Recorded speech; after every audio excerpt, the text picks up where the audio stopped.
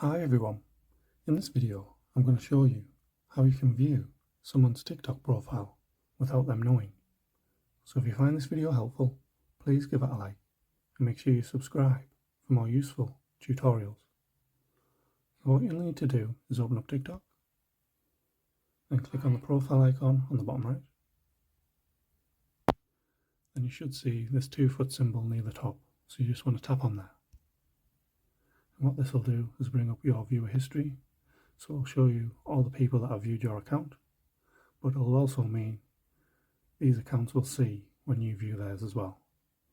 So in order to turn that off, just click on the settings cog on the top right, and it'll give you the option to toggle off viewer history.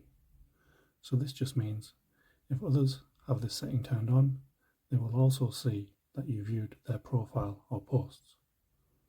So that's how you can turn off viewer history on TikTok. Thanks for watching.